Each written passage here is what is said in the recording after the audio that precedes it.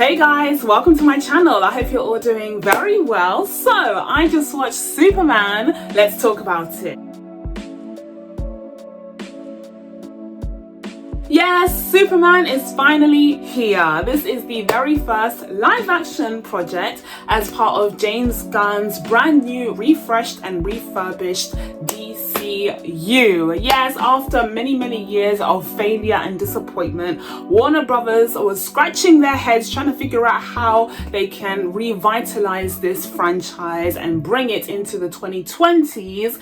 And lo and behold, they found themselves putting their trust, faith, and millions of dollars into James Gunn's hands after he was disgracefully ousted out of Marvel Studios and Disney because of his extremely embarrassing scandal that came out a few years ago. And James Gunn is definitely aware of this because he has put himself and his face and his fingerprints all over this franchise, including as part of the press junket where he has accompanied the actors on many different interviews. Like, he even did the puppy kind of BuzzFeed interview with the actors. So he is aware that he is just as much of a star in this franchise as the actors are. But with great power comes great responsibility. And the big question here is whether or not James Gunn was able to deliver on producing a DC project big enough to revamp the entire franchise. Well, today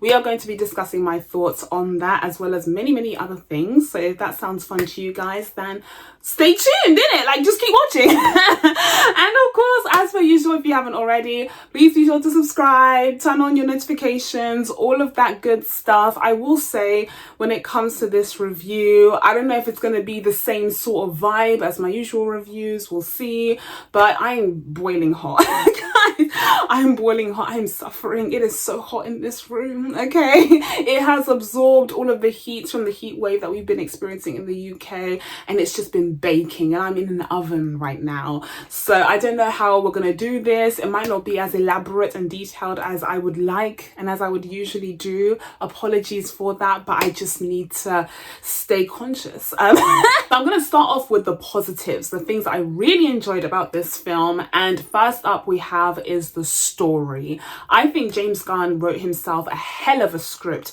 for this film, and he is listed as the sole writer for Superman.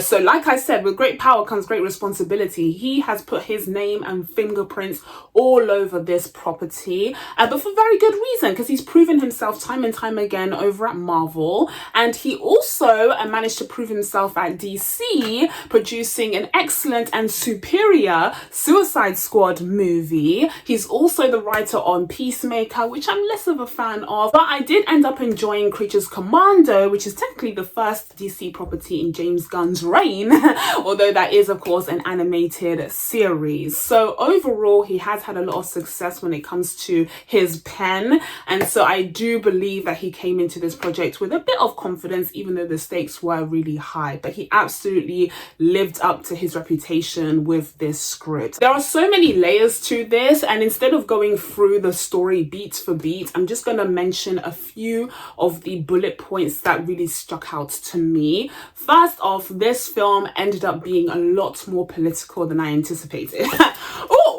Having seen the film itself, I can tell you that it was surprisingly strong in its stance, and it was a pleasant surprise for me personally to see James Gunn really stand up and speak up for the oppressed in such a horrible and prolonged conflict. Because yes, in this story we do have a conflict taking place between a nation that is an ally of the United States of America, because I know that people have compared this to the Russia-Ukraine situation. There are definitely elements of that here, but they do specifically say that the nation of whatever it's called is an ally of the United States and has been for several decades. I think it was 3 decades that they mentioned specifically. So that's something to note, okay? And this nation intends on invading their neighboring nation. They have been at war with them, and you see the visuals used where the other nation is in a kind of like desert-like area, and it's inhabited by brown people who are visibly poorer and don't have the strength of NATO behind them. So like it's a very clear analogy, and I really wanted to point this out because I oftentimes talk about the politics in films and TV shows, and many times people will say, oh, it's not there, it's just in your imagination, why are you trying to make everything about race and politics and blah blah blah. And I remember I had this wonderful rant. You know, I do a lot of these rants on here, and sometimes they're good, sometimes they're a bit floundering, but this was one of my special Jean rants. It was like a different flavor of rant where I talked about how everything is political. Literally everything in media is political, and whether or not you see it, look, that's up to you and your critical thinking skills, but everything in media, I promise you, is political. But here, in the case of Superman, it's undeniable. Here, James Gunn made it very clear, like very clear, that there's politics in this film, and his political position was very clear as well. And that was a surprise. That was a pleasant surprise. And to see James Gunn take such a strong stance on speaking up for the oppressed, which, yes, in this case were presented like the Gazans and the Palestinians in the Middle East and in the conflict happening right now. The symbolism was clear. The visuals were clear. The stance was clear. And I think associating that message with Superman, especially in the way that he's presented here as a beacon of hope, was also really clear and really heartening. Now, is this kind of messaging, is this kind of politicization of a superhero magically going to solve all of the world's problems? No! There are definitely bumps along the road when it comes to conveying that message. Some people have said they would have preferred if Superman himself had come to save the people who were oppressed. But for me personally, I actually think it makes sense that the Justice Gang came to save them, because it's a sign of how Superman has inspired others to step up. That's one of the underlying messages of this entire film, is this idea that initially when Superman was in trouble, you know, with Lex abducting him and taking him to a parallel universe, a pocket dimension, okay, no one came to save him apart from Mr. Terrific. Oh, we'll talk about him. No one came to save him. The Justice Gang was like, yeah, no, we don't want to get involved in this. But by the end of the film, they see what's going on and they actually step their pussies up and show up, okay, to support the oppressed, to support people who need them. So even though that poor little boy had that flag of Superman waving, someone did come, you know, in Superman's name and inspired by Superman's good deeds in order to help them and save them. And I thought that was really, really heartening. There were people crying in my cinema, mind you, on several occasions, okay, but there were people crying in my cinema at that scene. And so I think many of us are just feeling like, man, like if only something like this could happen in the real world. So that's one element I wanted to discuss, the sort of geopolitical climate that's kind of bled into the story of this Superman movie. Another political element is, of course, the role of billionaires and the kind of eat the rich, which is a theme that's been going on in media across the board, not just with this movie. It's something that I touched on many years ago when I was reviewing like Glass Onion and stuff like that. The role of billionaires has been a hot topic for a while now, but in particular, in this year, 2025, in particular, this is a huge topic. And I think that modeling Lex Luthor after the modern day billionaires like, say, Melon Husk was actually a very, very clever idea, showing how someone with so many resources, so much money and so much power and influence could be horrifically dangerous to this planet. And the fact that Lex Luthor had a deal in place where he was going to get half of Jahanpur and become king of the nation is absolutely outrageous, but unfortunately extremely familiar if you take a look at what's been going on, like I said, in the Middle East conflict, States and also going on in Congo, my Congo. Yeah, land is being sold, people, resources are being sold left, right and center to these extremely powerful, evil billionaires in the real world. So unfortunately, this story isn't even far-fetched. It's literally the news. It's literally textbook, non-fictional stuff that's being explored in this Superman movie. Hate to see it. We are in the worst timeline, literally, of the whole multiverse. But yes, it just shows that James Gunn is really on the pulse when it comes to these political matters. And finally, on the subject of the political messaging, you also have the role of journalism, right? Yeah. Notice how Lois is actually a good journalist. She's proven to be a good journalist against Superman, okay, against Clarke Kent himself.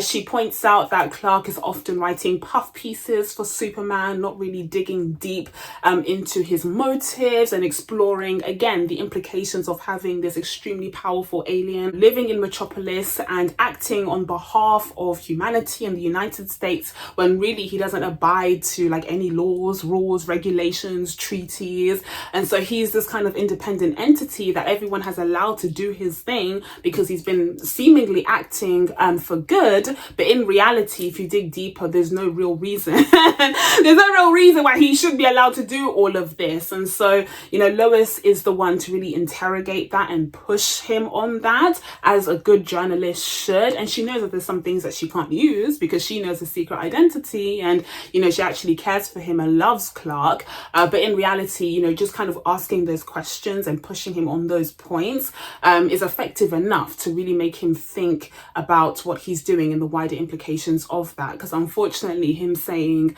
oh, I just want to help humanity and people are going to die and it's a bad thing, isn't enough. Because as is shown from that scandal, you know, where it's revealed that his intentions may not be as pure as everyone thought, this whole matter is a lot more complicated than he first thought. So I thought that was a really good angle on that front. But then they pushed it even further on the journalism point, where it's revealed that Lex's current girlfriend taking selfies was actually a lot more relevant than we all thought initially, because through the help of none other than player Jimmy Olsen, that man is actually hilarious, and the way that he attracts all the women around him is just, it's questionable, but it's not implausible. It's a funny little plot point which ended up being very relevant to the wider story. A nice tie-in there. You see what I mean about the good writing? Because it turns out that Lex's girlfriend also took pictures of a whole bunch of strategic documents and plans showing Lex's wider operation and his involvement with the stand-in Israel of this story. So that was all good stuff. And the fact that it was up to the journalists of the Weekly Planet, Daily Planet, whatever they're called, to kind of reveal this information and, you know, spread it out to the world, I thought that was really nice. Again, it's like very positive and upbeat and very like 1960s optimism. In reality, a lot of these blogs and news posts and articles would just be dismissed as like AI or fake news. Like the real world, like I said, we're in the worst timeline. We're in the worst timeline. So even Lois's great reporting skills, you know, and Jimmy Olsen's great investigation would be dismissed in our reality. But in this world, it actually makes a difference. And I think that's wonderful. Oh!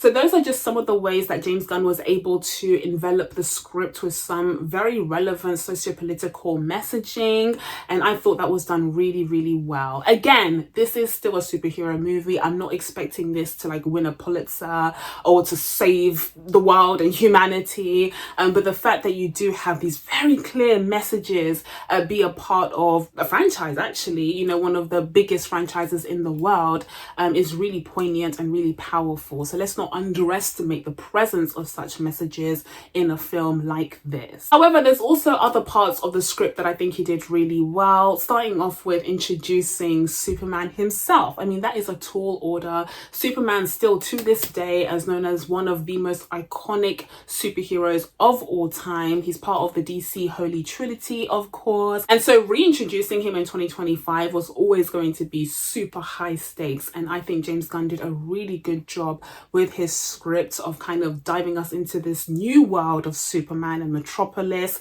It's brighter, it's more technicolor, it's more optimistic and upbeat. It feels nostalgic, but it still exists in the present day. I love a lot of things about this. It was so refreshing, especially after years and years, like more than a decade even, of the dark and gritty and gloomy and horrible DC that we have come to know and loathe, at least if you're me. Now, I said once upon a time, I think it was in my DC ranking video or one of the many videos I've done on DC. I even reviewed the Justice League extended Snyder Cut, okay? Like, I've done a lot on this channel. So I said at one point that Christopher Nolan, hi.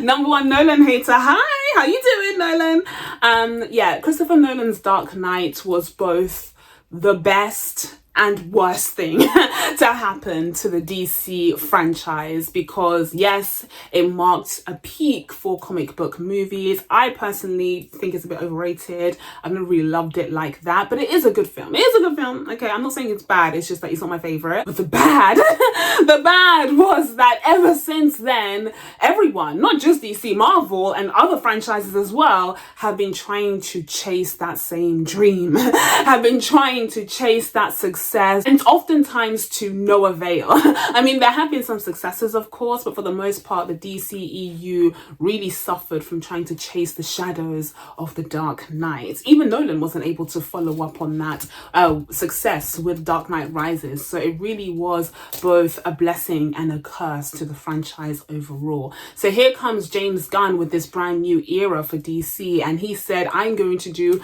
the exact opposite. I'm going to do the exact opposite, and I don't blame him. So he reintroduces color, he reintroduces lightness and peppiness, he reintroduces fun and sincerity. That's the big thing here. Superman is so sincere, and yes, he comes across as naive at times, but it makes sense with his backstory and with the character. And so I think it was the perfect match, truly the perfect match, you know, with this lighter tone and color palette, and this character, this iconic legendary hero. I think they were a match made in heaven, and to have him be reintroduced in 2025 in this way was the perfect way to go. I think James Gunn completely understood that. Now, he of course isn't the first one to do this. The first iterations of Superman were already in this vein, but it's the fact that we went down the dark path, both literally and metaphorically, with the Dark Knight being such a success, that we kind of strayed away from what Superman was supposed to be, because Zack Snyder didn't understand that what works for Batman may not necessarily work for Superman. And so James Gunn got the message. Like, he learned the lesson, and I think the story and the characterization of this hero is all the better for it. And lastly, on the story, we have animals. Yes, animals, because Krypto is of course one of the key characters in the new Superman movie, and he is just adorable. He's a menace. He's a menace. Yeah, no. But he is so adorable, and he follows on in the tradition of James Gunn, including some animal characters that we all grow to know and love. James Gunn is like a big kind of animal activist guy from what I've seen. He adopted his own dog, and that kind of inspired him to, you know, create this whole script actually, but also the character of Krypto. And after all, this is the same guy that gave us the Guardians of the Galaxy movies with Groot and Rocket. And he of course gave us Guardians of the Galaxy Volume 3, which had a strong kind of animal protection message. And so it's no surprise that Krypto features so heavily here. And one of the main reasons why Superman is so willing to give himself over to Lex Luthor is so that he can recover Krypto when he's kidnapped by him. So honestly, as I sit here, I'm kind of surprised, because I sound like quite the James Gunn aficionado. But I feel like because James Gunn is one of those directors who puts so much of himself, his personalities, his hobbies, right, his love of music and animals and all of that into his films, when you do watch his films, you know, often enough, you will start to grab things here and there. So I think that's what's happening here, is that I can see parts of that kind of James Gunn DNA being embedded into the Superman movie. There are some things that he he kind of pulled back on. Like, the Guardians movies are known for having insane soundtracks, like incredible music. Superman has less of that. It does have a couple of needle drops that are, you know, pretty solid, but it's not as music forward as the Guardians was, and that of course made sense because, you know, Peter Quill was so attached to his Walkman. Like, thematically that made sense, whereas here that's less of a factor, although James Gunn still loves his music, so he's still going to have a few needle drops. So like, basically what I'm saying is that I know James Gunn personally. I literally know him personally at this point. Like, this man should write me a check because I could write him his biography. Now, another thing that I thought was absolutely phenomenal about this film was the cast, of course.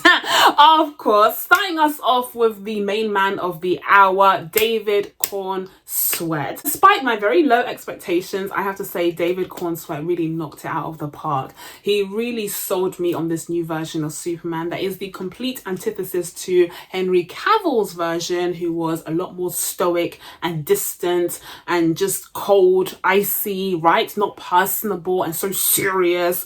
David Cornsweet is, you know, kind. He interacts with children. Ooh! He saves animals like that squirrel. Ooh! He has this boyish charm to him. He's super charismatic but also naive. He has that kind of country boy aura to him that suits, you know, Superman's roots. And yeah, just kind and sincere are the big key words to associate with this version of Superman, and I think he's exactly what many of us need. We're tired of seeing the cold, dark, gritty Superman. It never suited the character to begin with, and so David Cornsweet absolutely understood the assignment, where James Gunn presented him with the script and he was able to deliver as this new version of the character. Another element that I haven't really touched on yet and that I really appreciated about his performance was his chemistry. He had great chemistry with not just his lover but also his rival.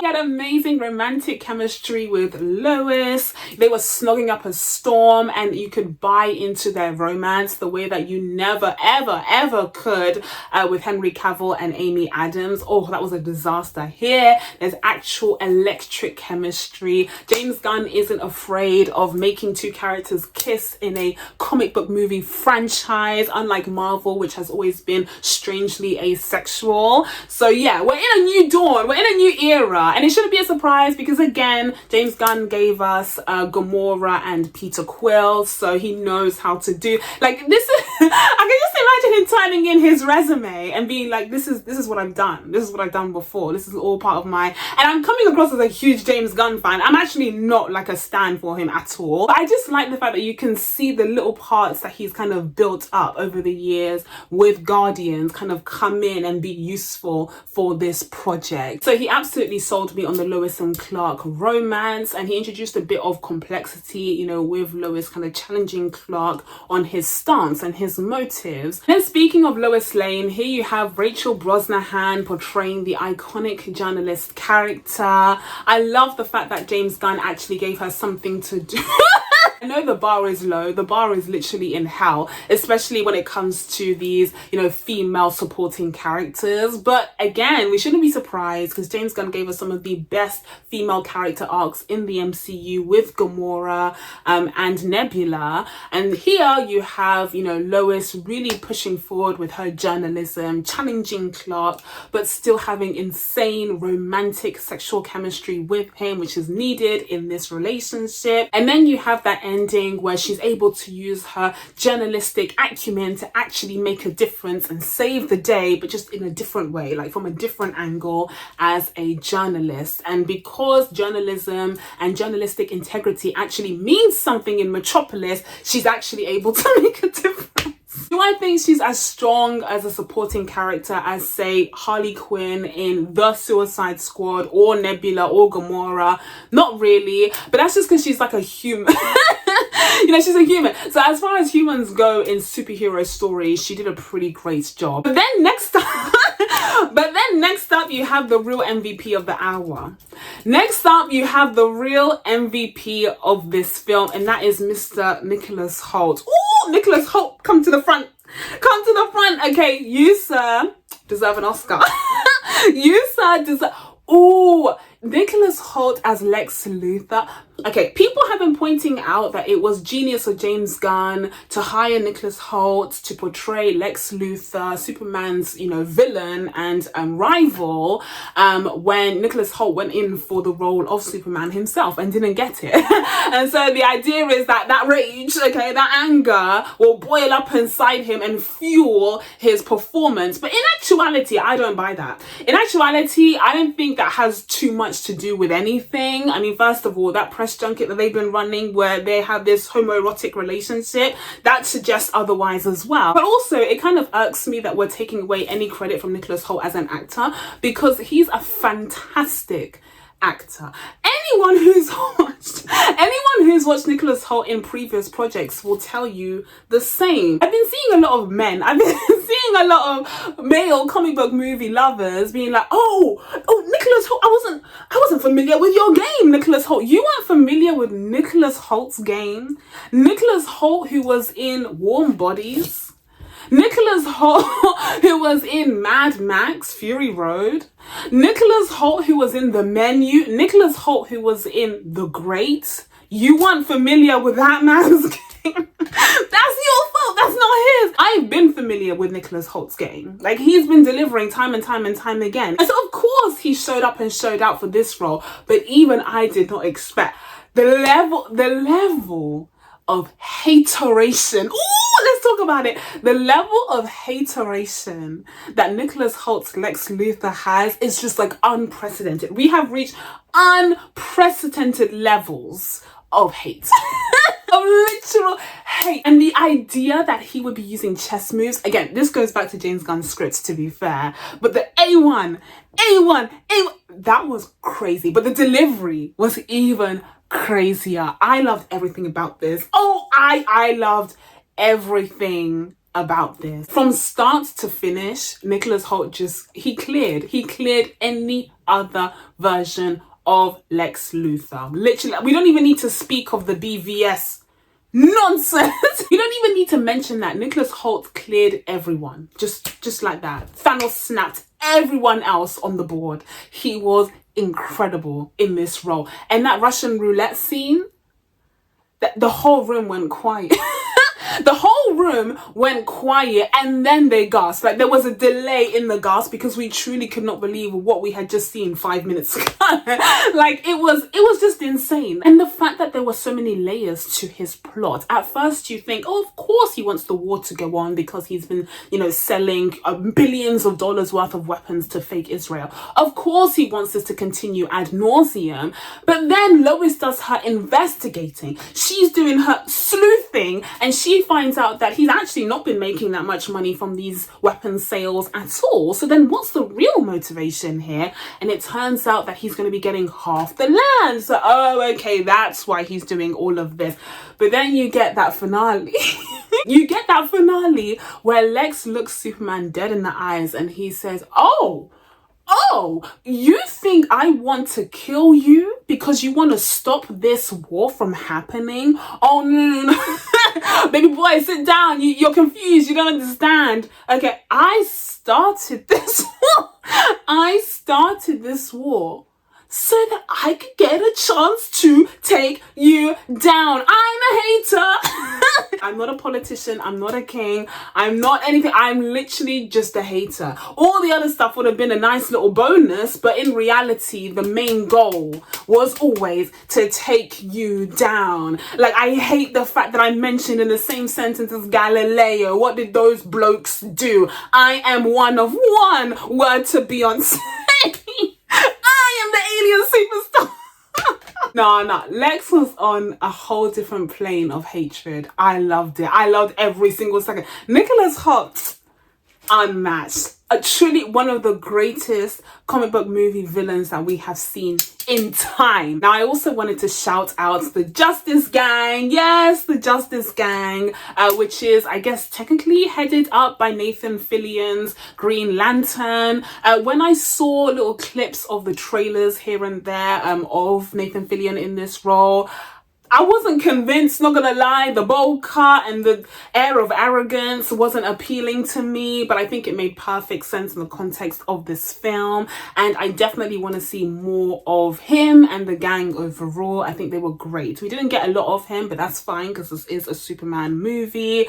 But I do think that end scene where he finally came to the rescue, and he does the famous flick off, okay, using his ring to create these middle fingers. I thought that was really, really fun. And I also like the fact that they made a point of showing the impact and influence on Superman on these so-called heroes who refused to help him initially, but actually stepped up in the end to save the day. The main GOAT, the main MVP of the Justice Gang was without question,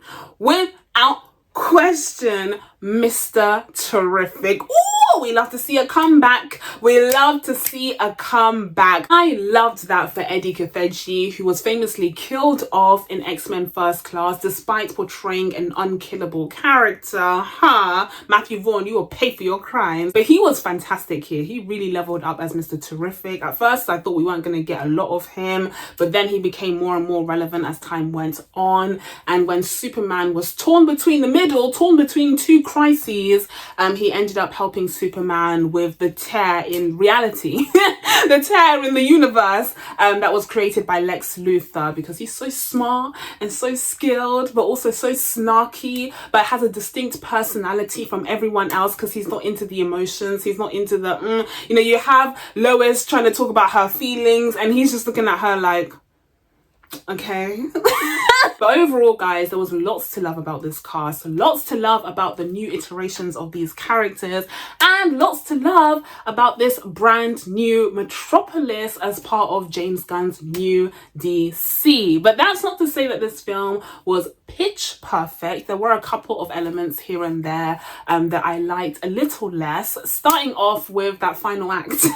The final act is always very tricky. I've been reviewing these films for a while now, and I'm starting to see the pattern that the final act can sometimes be make it or break it. I do think this film sticks the landing, sticks the superhero landing, but it was a bit rocky, especially like towards the beginning of the final act. There is this big reveal near the end where it turns out that Superman has been fighting against Superman. Yes, Lex stops at nothing to take this man down, and so he's actually cloned him as well, which is how he was able to get into the Fortress of Solitude earlier. And whilst that made for a very shocking reveal, I do feel like after some time the action sequence kind of just melded together and I started to disassociate and my mind kind of wandered off a little bit as we descended into the typical comic book movie third act isms. So that was less than perfect to me, although there are some story points that really pick up at that time that keep the momentum going. And also just in general, I do feel like there was a lot going on in this film and it did feel a bit busy at times. For instance, when it comes to the story, I mentioned some of the political plot points here. We also had the message of, immigration and the fact that Superman is technically an illegal immigrant. Again, a very hot topic right now, especially in the States, but really world over. And these are all really poignant, important topics, but all combined in 1 2-hour movie make for a bit of a cacophony of socio-political commentary. So you can't really do each of these topics justice when it's so jam-packed in one film. And then alongside the busy story, you also have a whole host of characters being introduced here, like Superman himself and Lois, and all of the journalists at the Daily, Weekly, Monthly Planet. And then you also have Lex Luthor and his gang and the engineer. You have Superman's robots in the Fortress of Solitude and Crypto and Superman's cousin Supergirl making an appearance here. And speaking of cameos, apparently James Gunn's brother is portraying Maxwell Lord, who was previously portrayed by Pedro Pascal. What's going on there? And speaking of other cameos, you also have Peacemaker show up out of nowhere, and you also have the introduction of this version of Rick Flag, who is portrayed by Frank Grillo, who I think is a terrible casting decision. They should have just kept the previous Rick Flag. I don't care about the logistics, but yeah. Ooh. there's a lot going on. There's a lot going on in terms of story, in terms of character, and also in terms of action sequences. Sometimes the film can feel quite busy and jam-packed. But despite the fact that the film is not perfect, I do think that this is a really good start to James Gunn's DC. But I do think there is a question of whether or not DC is too late. Ooh! Are they too late to the game? They decided to start afresh and brand new, and whilst they may be coming in with good intentions and a really good leg up with a great creative mind behind this whole thing, there's still the question of superhero fatigue, which people have been talking about for the last decade but has now officially set in, like, very clearly. And so despite how good this film is, it remains to be seen how well it will do at the box office and whether or not it will be enough to launch an entire franchise in the middle of the comic book movie franchise desert that we are currently experiencing. And on top of that, there is the big question of the second member of DC's Holy Trinity, and that is Batman, because, you know, James Gunn has remained firm in saying that Matthew Reeves's Batman, portrayed by Robert Pattinson, is not connected to his version of DC. I think this is a huge mistake. I think that's ridiculous and stupid, and they should just both get over themselves, kiss and make up, and come together to have Robert Pattinson's Batman join the world of David Cornsweet's Superman, because I actually think having them be contemporaries would make a lot of sense. They're roughly in the same age bracket. I would love to see them interact, okay? The fact that they're polar opposites, I mean, this is literally why you have Superman and Batman, is because they're completely different in terms of personality, in terms of background, in terms of dogma. And so I think it's the perfect chance, it's the perfect opportunity to retry the Batman and Superman dynamic after the failure of BVS over in 2016. But in the meantime, I'm going to be giving Superman an 8 out of 10. So that's it from me, guys. Now that I told you guys my thoughts on Superman, it's time for you guys to let me know what you thought of this movie down in the comments below. Please be sure to subscribe to catch new videos coming up. Thank you guys so much for watching. I really appreciate it, and I will see you in the next one. Bye.